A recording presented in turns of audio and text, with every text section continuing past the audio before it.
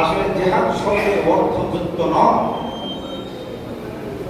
এই যুদ্ধের আলাদা শব্দ আছে কিতাল এবং হারব।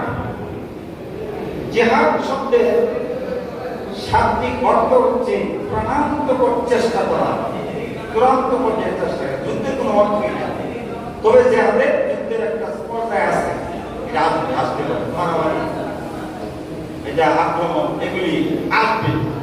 কিন্তু জিহাদের যাত্রা শুরু হবে দাওয়াতি কাজের মধ্যে। জিহাদ শব্দের মধ্যে চারটা অর্থ। এর মূল অক্ষর হচ্ছে জুহুদু, 3 অক্ষর।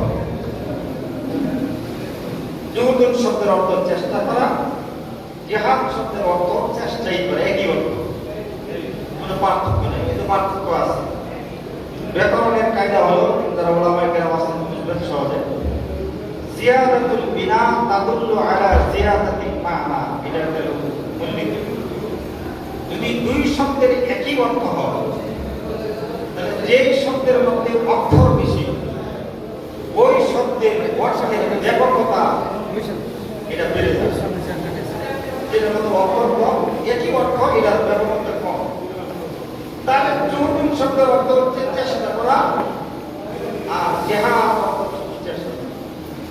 জিহাদের অর্থ হবে প্রাণান্তকর চেষ্টা করা, অবিরাম চেষ্টা করা, প্রাণপণ চেষ্টা করা, চূড়ান্ত পর্যায়ের চেষ্টা করা, হালকা করার চেষ্টা করা। দিন কায়েমের ময়দানে প্রাণপণ চেষ্টা করা, এটা হচ্ছে জিহাদ। আর এই কাজটা শুরু হবে দাওয়াতি কাজের মাধ্যমে।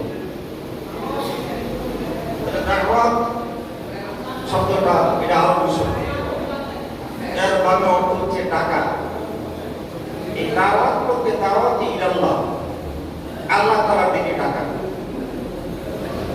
এই দাওয়াত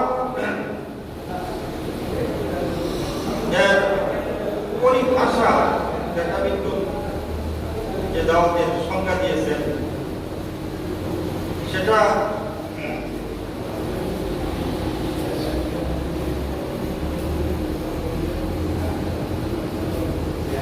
অনেকে বলেছেন, যেটা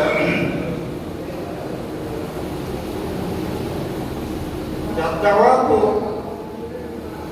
والدعوات الدعوات هو النداء إلى الله। দাওয়াতটা হলো আল্লাহর দিকে মানুষকে ডাকা, এটা একজন বলছে। এবং এই ডাকাটা তাবলীগ জামাতের বাইরে